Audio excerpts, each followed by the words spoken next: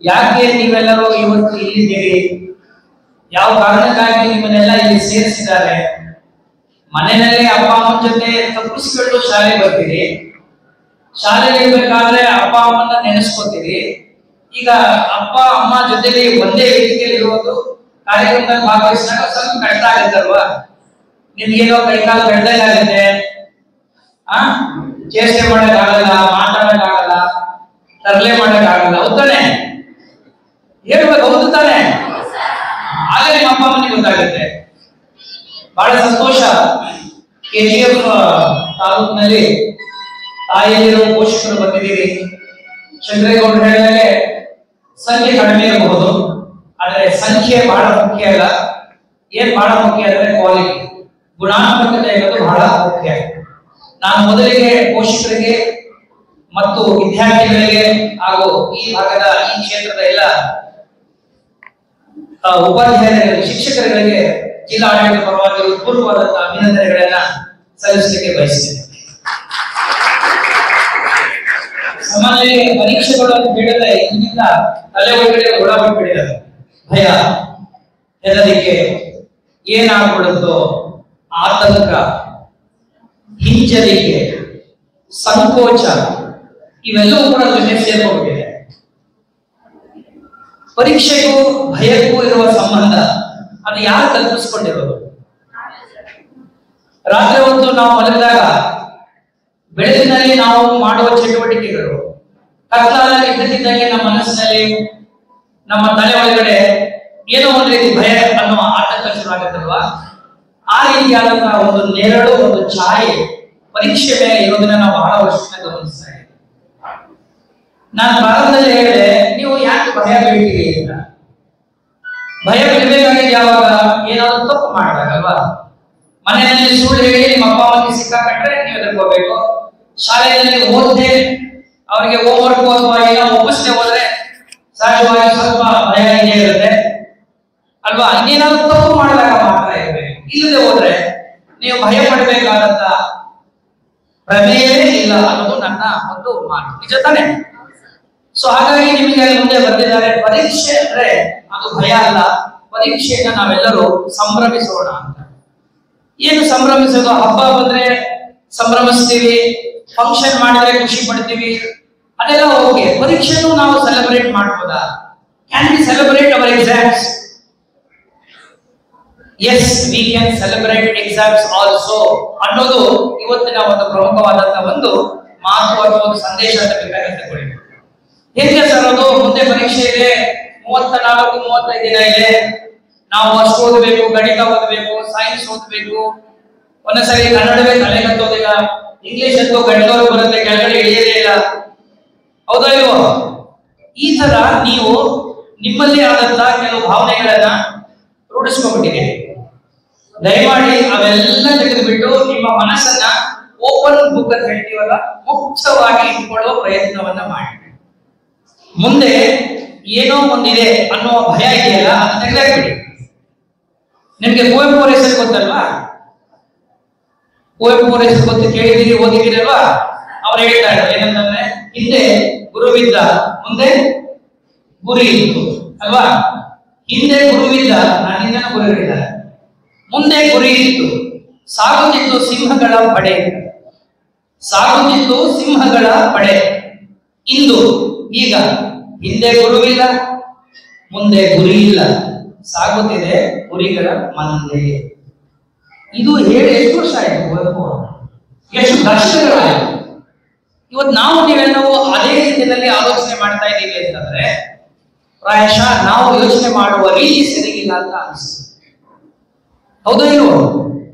ಪ್ರೇರಣಾ ಶಿಬಿರ ಅಂತ ಹೇಳಿದ್ರು. ಇದು ಪ್ರೇರಣಾ ಶಿಬಿರ ಅನ್ನೋದಕ್ಕಿಂತ ಸಂವಾದ ಮಾಡೋದು ಒಳ್ಳೆಯದೇನು ಅಂತ ಅನಿಸುತ್ತೆ.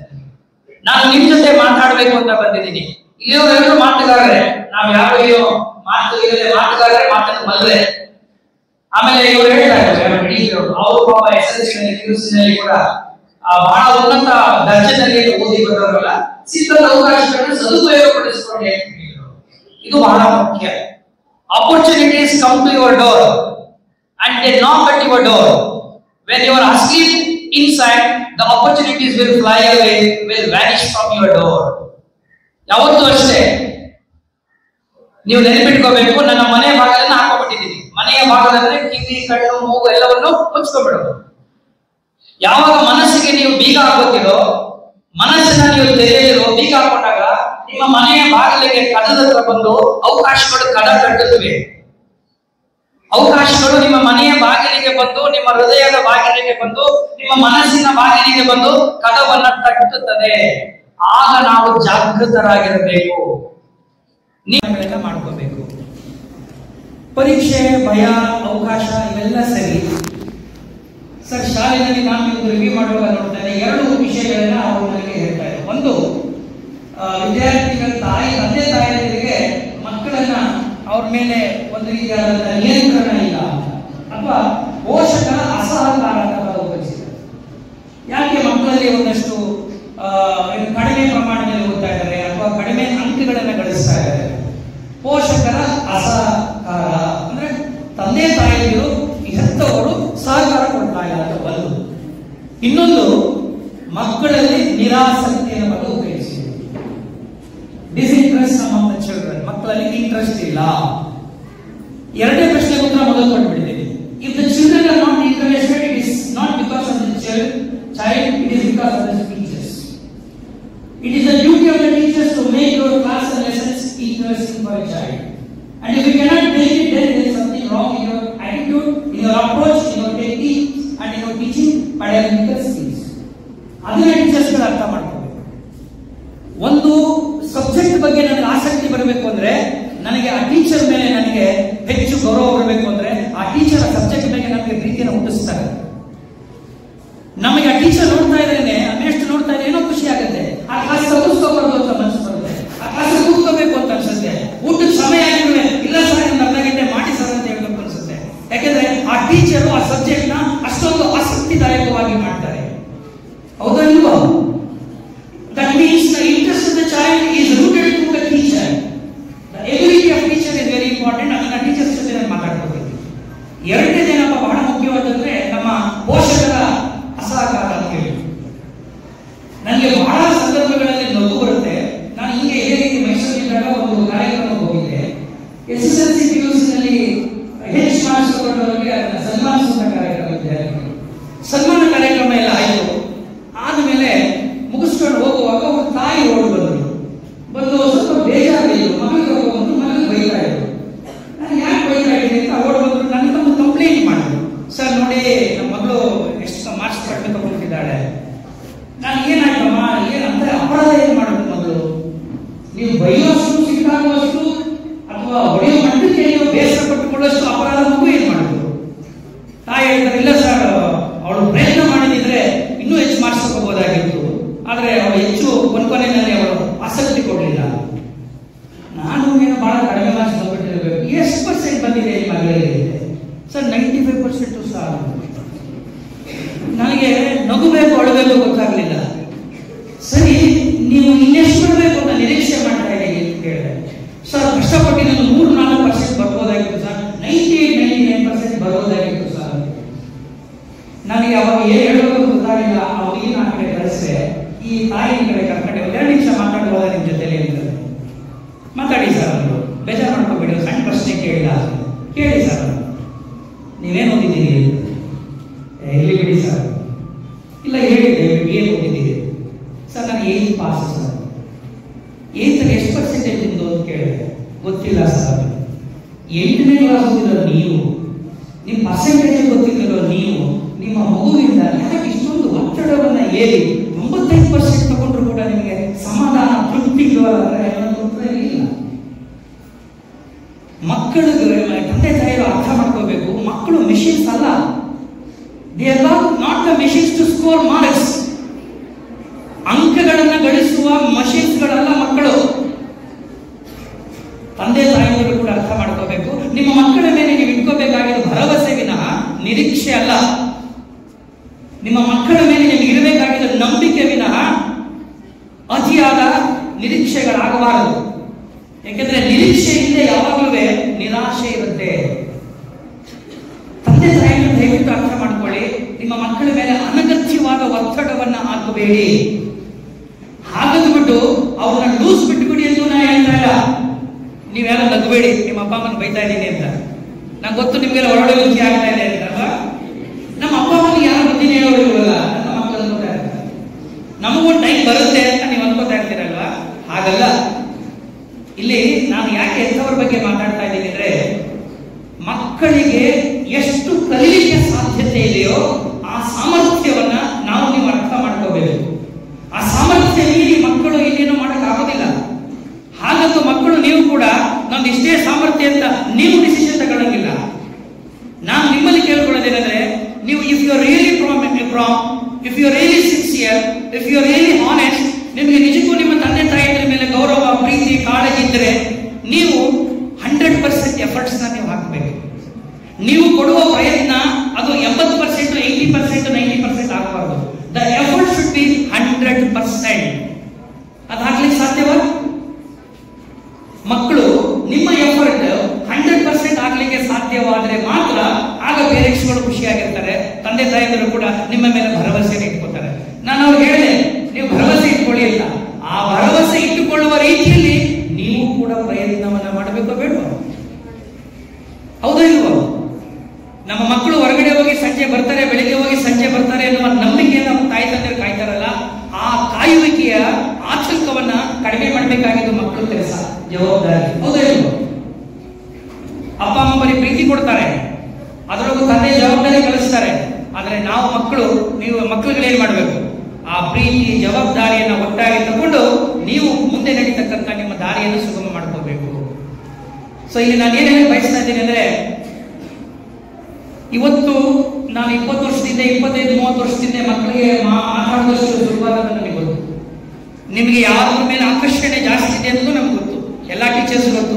ಇವತ್ತು ಕ್ಲಾಸ್ನಲ್ಲಿ ಪಾಠ ಮಾಡೋದು 1 ಗಂಟೆ 45 ನಿಮಿಷ ನಿಮ್ಮನ್ನ ನಮ್ಮ ಕಡೆಗೆ ಕೇಂದ್ರೀಕರಿಸಿಕೊಳ್ಳೋದು ಇವತ್ತು ಎಲ್ಲಾ ಟೀಚರ್ಸ್ ಬಹಳ ದೊಡ್ಡ ಸವಾಲು ಅಂತ ನಮ್ಗೆ ಗೊತ್ತಿದೆ. ಆದರೆ ನಿಮ್ಮ ಜವಾಬ್ದಾರಿಗಳು ಕೂಡ ಇದೆಯಲ್ಲ, ಪೇರೆಂಟ್ಸ್ ಹೇಗಿದ್ದಾರೋ ಹಾಗೆ ಮಕ್ಕಳು ಕೂಡ ಯೋಚನೆ ಮಾಡ್ಬೇಕಲ್ಲ. ನಾನು ತಂದೆ ತಾಯಿಯನ್ನು ಕೇಳ್ಕೊಳ್ಳೋದು ಇಷ್ಟೇ, ನಿಮ್ಮ ಮಕ್ಕಳ ಮೇಲೆ ಅನಗತ್ಯವಾದಂತಹ ಒತ್ತಡವನ್ನು ಹಾಕೋದು ಇವತ್ತಿಗೆ ನಿಲ್ಲಿಸಿ. ನಂಬರ್ 1, ವಿಶ್ವಾಸ ನೀವು ನಿಮ್ಮ ಮಕ್ಕಳ ಮೇಲೆ ಇಡಿ, ಭರವಸೆ ಇಡಿ. ಅದರ ಜೊತೆಯಲ್ಲಿ ಭರವಸೆಯನ್ನು ಕೂಡ ತುಂಬ ಪ್ರಯತ್ನವನ್ನು ಮಾಡಿ. ಇದು ಹೇಳೋದು ನಾನು ಸುಲಭ ಸರ್, ನಾವು ಹೆಂಗ್ ಮಾಡೋದು ಅಂತ ನೀವು ಪ್ರಶ್ನೆ ಇರಬೇಕು ಮನಸ್ಸಿನಲ್ಲಿ ಅಲ್ವಾ? ಹೆಂಗ್ ಮಾಡೋದು?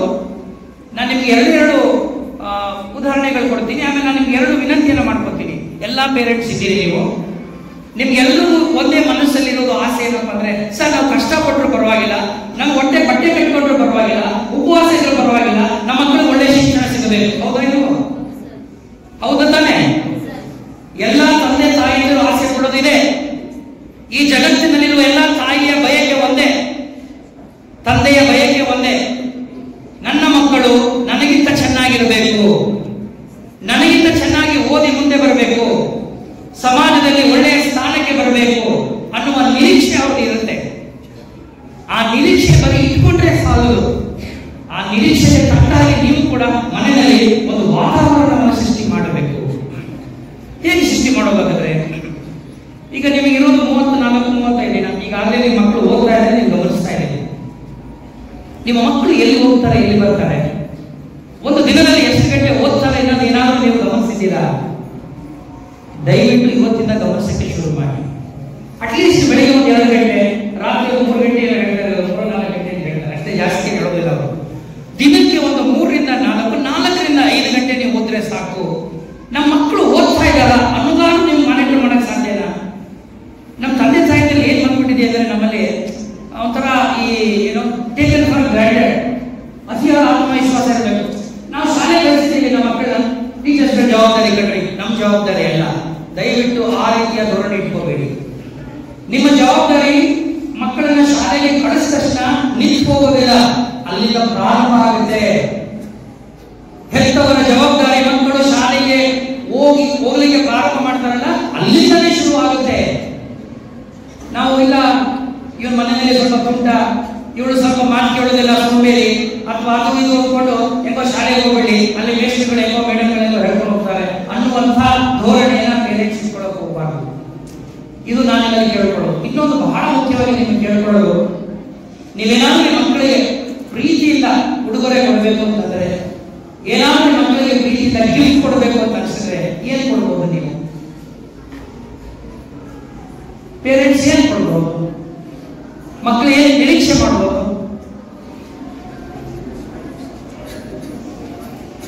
ಗಿಫ್ಟ್ ಅದಾಗ ಖುಷಿ ಆಗ್ಬೇಕಲ್ವ? ಏನೋ ಒಂದು ಗಿಫ್ಟ್ ಕೊಡ್ತಾರೆ ಅಪ್ಪ ನಮ್ಮಮ್ಮ.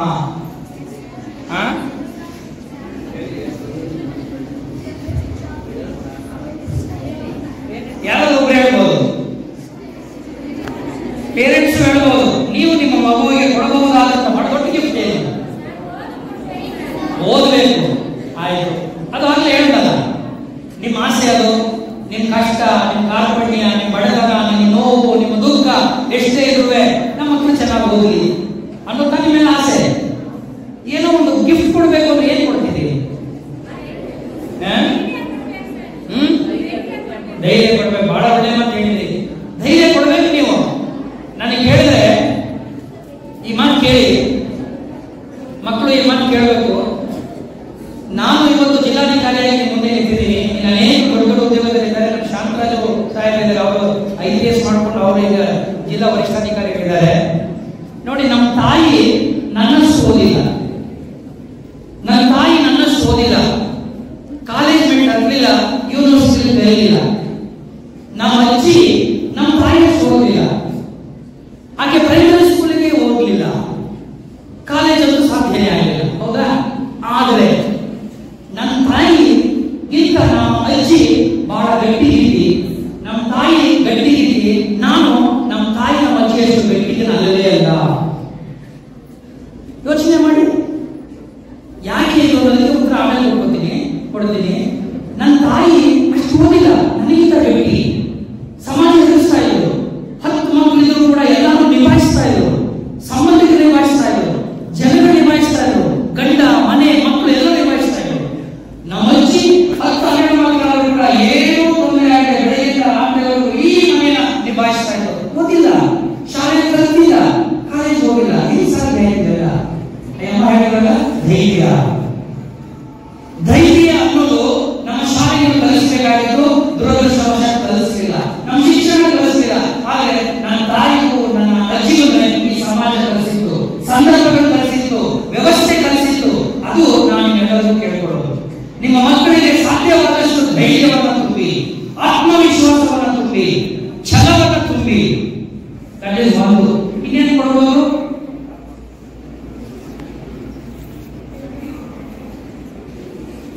ನಾನು ಹೇಳ್ಬಿಡ್ತೀನಿ, ಎಲ್ಲಾ ಪೇರೆಂಟ್ಸ್ಗಳು ಕೈ ಮುಗಿ ಕೇಳ್ಕೊತೀನಿ, ದಯಮಾಡಿ ನೀವು ನಿಮ್ಮ ಮಕ್ಕಳಿಗೆ ಒಂದಿಷ್ಟು ಟೈಮ್ ಕೊಡಿ. Please give time to your children. That is the biggest gift you can give to child today. ಮಕ್ಕಳಿಗೆ ನೀವು ಟೈಮ್ ಎಷ್ಟು ಕೊಡ್ತೀರಿ? ನೀವು ಬೆಳಿಗ್ಗೆ ಹೊತ್ತು ನಿಮ್ಮ ಮಕ್ಕಳ ಜೊತೆ ಎಷ್ಟೊತ್ತು ಕಳೀತೀರಿ, ಸಂಜೆ ಹೊತ್ತು ನಿಮ್ಮ ಮಕ್ಕಳ ಜೊತೆ ಎಷ್ಟೊತ್ತು ಕಳೀತೀರಿ ಅನ್ನೋದು ಬಹಳ ಮುಖ್ಯ. ಇದು ನಾನು ಹೇಳ್ತಿಲ್ಲ, ರಾಮ್ ಶರ್ಮಾ ಅವರು ಮ್ಯಾನೇಜ್ಮೆಂಟ್ ಸೆಷನ್ಸ್ ಹೇಳ್ತಾರೆ. ಅವನು ಹೇಳಿದ ಮಾತನ್ನ ಹೇಳ್ತಾನೆ, ಅವನ ಟೈಮ್ ಅಂತ ಹೇಳ್ತಾನೆ, ನಾನು ಸೇರಿಸಿ ಹೇಳ್ತೀನಿ. ಆ ಟೈಮ್ ಅಲ್ಲ, ಕ್ವಾಲಿಟಿ ಟೈಮ್ ಕೊಡಿ ಮಕ್ಕಳಿಗೆ. My only request to parents, please give quality time. ಏನ್ ಸರ್ ಅಂದ್ರೆ ಕ್ವಾಲಿಟಿ ಟೈಮ್ ಅಂದ್ರೆ ಏನು? ಮಕ್ಕಳು ಮನೆಯಲ್ಲಿ ಇರುವಾಗ ಒಂದು ಮಾತು ಅಷ್ಟೇ ಹೇಳಿದೆ, ಹೋಗುವಾಗ ಬರುವಾಗ ಮನೆಯಲ್ಲಿ ಇರುವಾಗ ಮಾನಿಟರ್ ಮಾಡಿ ಮಕ್ಕಳನ್ನ. ಪೊಲೀಸ್ ಕೆಲಸ ಮಾಡಬೇಡಿ, ಪ್ಲೀಸ್ ಡೋಂಟ್ ಡು ಪೊಲೀಸಿಂಗ್. ಮಕ್ಕಳ ಮೇಲೆ ಅನುಮಾನ ಮಾಡಬೇಡಿ, ಪೊಲೀಸ್ ಕೆಲಸ ಮಾಡಬೇಡಿ. ಮಾನಿಟರ್ ಮಾಡಿ. ಓದ್ತಾ ಇರಲ್ಲ, ಕರೆಕ್ಟ್. ನಿದ್ದೆ ಮಾಡ್ತಾ ಇರಲ್ಲ, ಅಮ್ಮ ಟೀ ಮಾಡ್ಕೊಡು, ನಿದ್ದೆ ಬರ್ತಾನೆ ಅಂತ ಹೇಳ್ಬಿಟ್ಟು ನೀವು ಹೋಗೋದ್ರೆ ಪುಸ್ತಕ ಮುಚ್ಚಿಟ್ಬಿಟ್ಟು ಬ್ಲಾಂಕೆಟ್ ಮುಚ್ಚಿಕೊಂಡು ಮಲಗಿರ್ತಾರೆ. ಆಗುತ್ತೆ, ನಿದ್ದೆ ಬರ್ಬಾರ್ದು ಅಂತ ಯಾರು ಹೇಳಲಾಗುತ್ತೆ? ಬರೀ ನೋಡ್ಕೊಳ್ಳಿ, ಮಕ್ಕಳು ಸರಿಯಾದ ಟ್ರ್ಯಾಕ್ ಅಲ್ಲಿ ಇದ್ದಾರೆ ಅಂತ ಅಷ್ಟೇ ನೋಡ್ಕೋಬೇಕು ನೀವು. Parents should be there only as facilitators, not as parents. ನೀವು ಯಾರು ಕೂಡ ಆ ಪೇರೆಂಟ್ಸ್ ಗಳು ತಿಳ್ಕೋಬೇಕು. ನಿಮಗೆ ನಾನು ಅಪ್ಪ ಅಮ್ಮ ನಾನು ಹೇಳೋದು ಕೇಳಬೇಕು ಅನ್ನೋ ಆಟಿಟ್ಯೂಡ್ ಇಟ್ಕೋಬೇಕು. ಯಾವುದೇ ಕಾರಣಕ್ಕೂ ಟೈಮ್ ಕೊಡಿ. ಏನಂದ್ರೆ please spend some time with your children. ಮಕ್ಕಳ ಜೊತೆ ಹೆಚ್ಚು ಕಾಲ ಕಳೆಯಿರಿ. ಅವ್ರು ಓದುವಾಗ ಅವ್ರ ಜೊತೆ ಇರಿ ಸಾಕು. ನಿಮ್ಮ physical presence with the children will make a very big difference. ಹೌದಾ ಇಲ್ವಾ? ನಿಮ್ಮ ತಂದೆ ತಾಯಿಗಳು ಅಥವಾ ತಂದೆ ತಾಯಿಗಳು ನೀವು ನಿಮ್ಮ ಮಕ್ಕಳ ಜೊತೆಯಲ್ಲಿ 1 ಗಂಟೆ 1-2 ಗಂಟೆ ಕಲಿಯಕ್ಕೆ ಸಾಧ್ಯವಾಗಲಾದರೆ that is the biggest gift you can give to your children. ಇದು ನಂಬರ್ 1. ನಾವು ಎಂತವರಿಗೆ ಬಹಳ ಕಳಕಳಿಯಿಂದ ಕೇಳಿರೋದು, ನೀವೆಲ್ಲರೂ ಮನೆಯಲ್ಲಿ ಟಿವಿ ಇದೆಯಾ? ನೀವೆಲ್ಲರೂ ಈ ಮೊಬೈಲ್ ಇದೆಯಾ? ಇದೆಯಾ? ಎಲ್ಲ ತಂದೆ ತಾಯಿಗಳಿಗೆ ಕೈ ಮುಗಿದು ಕೇಳ್ಕೊತೀನಿ, ಈ ಹಾಳ ಸೀರಿಯಲ್ ಕೇಳ್ಕೊಂಡು ನೀವು ಹಾಳಾಗ್ತೀವಿ. ಹೌದಾ? ಇಲ್ಲ ಹೇಳ್ಬಿಡ್ತೀನಿ. ಒಂದು ಸ್ವಲ್ಪ ಭಾರತದಲ್ಲಿ ನೋಡೋಕೆ ಶುರು ಮಾಡಿದೆ. ಒಂದೆರಡು ಸೀರಿಯಲ್ ಬಿಲ್ಡಿಂಗ್ನಲ್ಲಿ ಈ ಹೆಣ್ಮಕ್ಳು ಗೌರವವನ್ನು ಮಾಡಕ್ಕೆ ಶುರು ಆಗ್ಬಿಡ್ತಾರೆ. ನಿಮ್ಮ ತಾಯಿ ಒಳ್ಳೆಯವಳಲ್ಲ, ನಿಮ್ಮ ಅಕ್ಕ ಒಳ್ಳೆಯವಳಲ್ಲ, ನಿಮ್ಮ ಅತ್ತೆ ಒಳ್ಳೆಯವಳ, ನಿಮ್ಮ ಅಣ್ಣ ಯಾರು ಒಳ್ಳೆಯವಲ್ಲ, ಎಲ್ಲ ವಿಲನ್ಗಳ ಶುರು ಮಾಡಿಬಿಟ್ಟು. ಅಂದ್ರೆ ವಿಲನ್ನ ಮನೆ ಕಡೆ ಹೋಗಿ ಅಡಿಗೆ ಮನೆ ಹೋಗಿ ತಾಯಿ ಕಡೆ ಕೂತ್ಕೊಳ್ಳೋ ಶುರು ಮಾಡಿಬಿಟ್ಟು. ಸೊ ನಾನು ಕೇಳ್ಕೊಳ್ಳೋದು ಇಷ್ಟೇ, ದಯವಿಟ್ಟು ಒಂದು ತಿಂಗಳು ಪೇರೆಂಟ್ಸ್ಗಳು ಮಕ್ಕಳು ಈ ಟಿವಿ ಮತ್ತು ಮೊಬೈಲ್ ನ say no to TV and mobile for at least 1 hour. You are doing great justice to your children. ಮಾಡಕ್ಕೆ ಸಾಧ್ಯನಾ? ಇದು ಒಂದು ಸಣ್ಣ ತ್ಯಾಗ ಮಾಡಬೇಕು. It is a small sacrifice. ಆ ಸೀರಿಯಲ್ಗಳಿಂದ ಏನು ಆಗುವುದಿಲ್ಲ, ಮತ್ತೆ ಏನೇನೋ ನೀವು ಮೊಬೈಲ್ ಇಟ್ಕೊಳ್ಳೋದ್ರಿಂದ ಸತ್ಯವಾಗಿ ಹೇಳ್ತೀನಿ, ನಿಮ್ಮ ಆರೋಗ್ಯ ಹಾಳಾಗುತ್ತೆ, ಮನಃಶಾಂತಿ ಹಾಳಾಗುತ್ತೆ, ನೀವು ಯಾವುದೇ ರೀತಿಯಲ್ಲಿ ಒಳ್ಳೆಯದಾಗುವುದಿಲ್ಲ. ದಯವಿಟ್ಟು say no to TV and mobile at least till your children complete their SSLC examinations. ಇದು ನೀವು ಮಾಡಕ್ಕೆ ಸಾಧ್ಯವಾಗಲಾದರೆ ನಿಮ್ಮ ಮಕ್ಕಳ ಒಂದು ಭವಿಷ್ಯದಲ್ಲಿ ಬಹಳ ದೊಡ್ಡ ಪವಾಡವನ್ನು ನೀವು ಸೃಷ್ಟಿ ಮಾಡ್ತೀರಿ. A miracle can definitely happen, and this has happened in the lives of many people, and this has happened in the life of my own life. ನೀವು ಹೇಳ್ತೀನಿ, ನಾನು 5 ವರ್ಷದ ಕೆಳಗಡೆ 12 ಪೇಪರ್ ಓದ್ತಾರೆ, ನ್ಯೂಸ್ ಪೇಪರ್ 12 ನ್ಯೂಸ್ ಪೇಪರ್ ಓದ್ತಾರೆ. ಇದ್ದಕ್ಕಿದ್ದಂತೆ ಒಂದಿನ ಯೋಚನೆ ಮಾಡಕ್ಕೆ ಶುರು ಮಾಡಿದೆ, ಇಷ್ಟು ಪತ್ರಿಕೆಗಳು ಓದ್ತಾ ಇದ್ದಲ್ಲ, ನಾನು ಕುತೂಹಲ ನಾಲೆಜ್ ಗೇನ್ ಆಗಿದೆ, ನನಗೇನು ಅಷ್ಟು ನಾಲೆಜ್ ಗೇನ್ ಆಗಿಲ್ಲ, ಬರೀ ಇನ್ಫಾರ್ಮೇಶನ್ ತಗೊಂಡಿದ್ದೀನಿ ಅಂತ ಅನ್ಸಕ್ಕೆ ಶುರು ಆಯಿತು. then I decided, ಇದರಿಂದ ಏನು ಪ್ರಯೋಜನ ಇಲ್ಲ, ನನ್ನ ತಲೆ ಒಳಗಡೆ ಬರೀ ಮಾಹಿತಿಯ ಕಸದ ಬುಟ್ಟಿಯನ್ನು ಇಟ್ಕೊಂಡಿದ್ದೀನಿ, ನಾಲೆಜ್ ಇಲ್ಲ ಅಂತ ಶುರು ಆಗುತ್ತೆ. ಸೊ ಆ ಕಾರಣಕ್ಕಾಗಿ ನಾನು ನಿಮ್ಗೆ ಹೇಳ್ತಾ ಇದ್ದೀನಿ, ಏನು ನಾನು ತಂದೆ ತಾಯಿಗೆ ರಿಕ್ವೆಸ್ಟ್ ಮಾಡ್ತಾ ಇದ್ದೀನಿ, ನೀವು ಕೂಡ ನಾನು ರಿಕ್ವೆಸ್ಟ್ ಮಾಡ್ತಾ ಇದ್ದೀನಿ, please keep your self away from mobiles and TV. ಇದು ನಿಮಗೆ ಮಾಡಕ್ಕೆ ಸಾಧ್ಯನಾ? ನಿಜವಾಗ್ಲೂ ಬಾಯಿನಲ್ಲಿ ಮಾತು ಹೇಳುವಷ್ಟು ಸುಲಭ ಅಲ್ಲ. ಮನಸ್ಸಿನ ಆಮಿಷಗಳು, ಆಸೆಗಳನ್ನ, ಅದುಮಿರುವಂತಹ ಛಾತಿಯನ್ನ, ಛಲವನ್ನ, ಆ ಧೈರ್ಯವನ್ನ, ಆ ಒಂದು ವಿಲ್ ಪವರ್ ದೃಢ ಸಂಕಲ್ಪವನ್ನ ನೀವು ಬೆಳೆಸ್ಕೋಬೇಕು. ಅದು ಇವತ್ತಿನ ನಿಮ್ಗೆ ಸಾಧ್ಯವಾಗಲಾದ್ರೆ ನೀವು ಪ್ರಯತ್ನ ಮಾಡಿ ಶುರು ಮಾಡಿ. ಯಾಕೆಂದ್ರೆ ಇವತ್ತು ಮೊಬೈಲ್ ಇಲ್ಲದೆ ಬದುಕಕ್ಕೆ ಆಗೋದಿಲ್ಲ ಅನ್ನೋ ಸ್ಥಿತಿಗೆ ತಲುಪಿದ್ದೀವಿ ನಾವು. ಹೌದಾನೆ? ಈ ಒಂದು ಸಣ್ಣ ಬದಲಾವಣೆ ನೀವು ಮಾಡ್ಕೊಳ್ಳಿ. ನಾವೇ ಪೊಲೀಸರಿಗೆ ಹೇಳಿಲ್ಲ, ಮಿನಿಸ್ಟರ್ಗಳಿಗೆ ಹೇಳಿಲ್ಲ, ಮನೆಗೆ ಹೋಗ್ಬಿಟ್ಟು ನೋಡಿ ಮೊಬೈಲ್ ಯೂಸ್ ಮಾಡ್ತಾರೆ ಇಲ್ವಾ ನೋಡಿ ಅಂತ. ನೀವೇನ್ ಮಾಡಬೇಕು ಅಂತಂದ್ರೆ, ನೀವೇ ಸ್ವತಃ ಒಂದು ಗೆರೆಯನ್ನು ಹಾಕೋಬೇಕು. ಒಂದು ಗೆರೆ ಅಂದ್ರೆ ಒಂದು ಲೈನ್ ಹಾಕೋಬೇಕು ನೀವು. ಆ ಲೈನ್ ಅಲ್ಲಿ ಆಚೆ ಹೋಗಬಾರ್ದು. ಇದು ಮಾಡಕ್ಕೆ ಸಾಧ್ಯನಾ? ಹುಡುಗರು ಬಹಳ ಮೌನವಾಗಿರುವ ಹುಡುಗರು ನಮ್ಮ ನೋಡಿದ್ರೆ ನಮ್ಗೆ ಯಾಕೆ ಡೌಟ್ ಬಂದರೆ,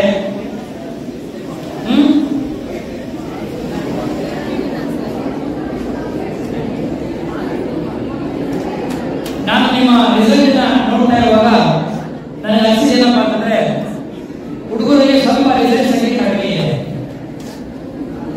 ನಾವು ನಿಮ್ಮನ್ನು ಯಾರನ್ನೂ ಕೂಡ ಫಸ್ಟ್ ಟೈಮ್ ಬನ್ನಿ 625 ಅಲ್ವಾ, 625 600 ತಗೊಳ್ಳಿ ಅಂತ ನಾವು ಯಾರಿಗೂ ಹೇಳ್ತಾ ಇಲ್ಲ.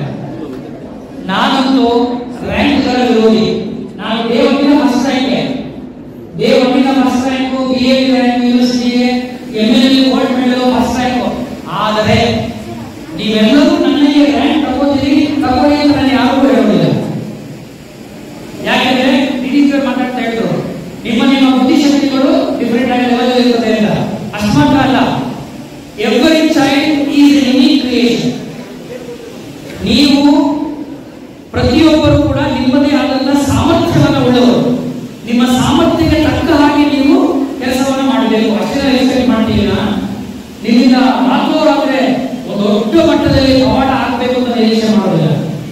ಹುಡುಗರುಗಳನ್ನು ಗಮನಿಸಿದಾಗ ನಿಮ್ಗೆ ಅನ್ಸ್ಬೋದು, ಆರ್ಥಿಕ ಗಮನಿಸ್ತಾ ಇದ್ದೀನಿ. ನೀವು ಹುಡುಗರಿಗೆ ಯಾಕೆ ಹೋಗೋದಿಲ್ಲ, ಉತ್ಸಾಹ ಕಡಿಮೆ ಅನಿಸುತ್ತೆ ಅಲ್ವಾ? ಯಾಕೆ? ಈ 3 ಇಂಗ್ರೀಡಿಯೆಂಟ್ಸ್ ನಿಮ್ಮಲ್ಲಿ ಇವೆ ಅಂತ ಪ್ರತಿಯೊಬ್ಬರಿಗೆ. Every child has got, every student has got these 3 ingredients. ಪ್ರತಿಯೊಬ್ಬರಿಗೂ ಇದೆ. ಏನಪ್ಪ ಅಂದ್ರೆ ಒಂದು ಆಸಕ್ತಿ, ಇಂಟ್ರೆಸ್ಟ್, ಅದನ್ನ ಆಕ್ಟಿವಿಟಿ ಮಾಡೋದಕ್ಕೆ ಕರ್ಕೊಳ್ಳಿ. ಎರಡನೇದು ಕುತೂಹಲ. ಕುತೂಹಲ ಗೊತ್ತಲ್ವಾ? ಕ್ಯೂರಿಯಾಸಿಟಿ. ಮೂರನೇದು ಆ 3 ನಿಮ್ಮಲ್ಲಿದೆ. ಒಂದು ಇಂಟ್ರೆಸ್ಟ್ ಇದೆ, ಒಂದು ಕುತೂಹಲ ಇದೆ, ಇನ್ನೊಂದು ನಿಮಗೆ ಸ್ಫೂರ್ತಿ, ಪ್ರೇರಣೆ ಅಂತಾರಲ್ಲ, ಪ್ರೇರಣ ಒಂದು ಶಿಬಿರ ಅಂತ ಹೇಳಿರಲ್ಲ, ಒಂದು ಇನ್ಸ್ಪಿರೇಷನ್ ಕೂಡ ನಿಮ್ಮಲ್ಲಿದೆ. ಈ 3 ನಿಮ್ಮಲ್ಲಿ ಇರೋದೇನಪ್ಪ ಅಂದ್ರೆ ಯಾವಾಗ ಇಂಗ್ರೀಡಿಯೆಂಟ್ಸ್ ಆಫ್ ಸ್ಟೂಡೆಂಟ್. ಅದನ್ನ ನಾವು ಪ್ರೆಸಿಡೆಂಟ್ ಯೂನಿವರ್ಸಿಟಿ ಆಗಿದ್ರು ನೋಡಿ. ಈಗ ಒಬ್ಬರು ಹೇಳ್ತಾರೆ ಅಂದ್ರೆ ಅಮೆರಿಕಾದಲ್ಲಿ ಪ್ರೆಸಿಡೆಂಟ್ ಆಗಿದ್ದವರು ಅಬ್ರಹಾಂ ಲಿಂಕನ್ ಅಂತ. ಹೌದಾ? ಅವರ ಜೀವನದ ಬಗ್ಗೆ ಕೇಳಿದ್ರೆ ನಿಮ್ಗೆ ಆಶ್ಚರ್ಯ ಆಗ್ಬಿಡ್ತದೆ. 21 ವರ್ಷದಲ್ಲಿ ಅವರು ಬಿಸ್ನೆಸ್ ಶುರು ಮಾಡ್ತಾರೆ. 21ನೇ ವಯಸ್ಸಿನಲ್ಲಿ ಬಿಸ್ನೆಸ್ ಲಾಸ್ ಆಗುತ್ತೆ. 21ನೇ ವಯಸ್ಸಿನಿಂದ 52ನೇ ವರ್ಷದವರೆಗೂ, ಅವ್ರು 52 ವರ್ಷದವರೆಗೂ ಒಂದು ಅವ್ರು ಮಾಡಿದ ಪ್ರಯತ್ನವು ಸಕ್ಸಸ್ ಆಗೋದಿಲ್ಲ. ಅದರೊಳಗೆ ಅವರು ಎಲೆಕ್ಷನ್ ನಿಂತ್ಕೊತಾರೆ, 1ನೇ ಸಾರಿ ಸೋಲ್ಬಿಡ್ತಾರೆ. ಮತ್ತೆ ಬಿಸ್ನೆಸ್ ಶುರು ಮಾಡ್ತಾರೆ, ದೊಡ್ಡ ಲಾಸ್ ಆಗುತ್ತೆ. ಮದುವೆ ಮಾಡ್ಕೋತಾರೆ, ಕೆಲವೇ ವರ್ಷಗಳಲ್ಲಿ ಹೆಂಡತಿ ತೀರ್ಕೊಂಡ್ಬಿಡ್ತಾರೆ. ಮತ್ತೆ ಎಲೆಕ್ಷನ್ ನಿಂತ್ಕೋತಾರೆ, ಕಾಂಗ್ರೆಸ್ಗೆ ಸೋಲ್ತಾರೆ. Senate election ನಿಲ್ತಾರೆ, ಸೋಲ್ತಾರೆ. ಈ ಮಧ್ಯೆ ಅವರಿಗೆ ನರ್ವಸ್ ಬ್ರೇಕ್ ಡೌನ್ ಆಗೋಗುತ್ತೆ. ಅವರು ನರ ದೌರ್ಬಲ್ಯಕ್ಕೆ ನರಕಾಗ್ತಾರೆ. ಮತ್ತೆ ವೈಸ್ ಪ್ರೆಸಿಡೆಂಟ್ ಎಲೆಕ್ಷನ್ ನಿಂತ್ಕೋತಾರೆ, ಸೋಲ್ತಾರೆ. ಈ ರೀತಿ ಜೀವನ ಉದ್ದಕ್ಕೂ ಸತತವಾಗಿ ಸೋತು 52ನೇ ವಯಸ್ಸಿನಲ್ಲಿ ಅವರು ಅಮೆರಿಕದ ಪ್ರೆಸಿಡೆಂಟ್ ಆಗಿ ಎಲೆಕ್ಟ್ ಆಗ್ತಾರೆ. ಇಡೀ ಜೀವನದುದ್ದಕ್ಕೂ ಅವರು ಗೆದ್ದಿದ್ದು 1ನೇ ಸಾರಿ.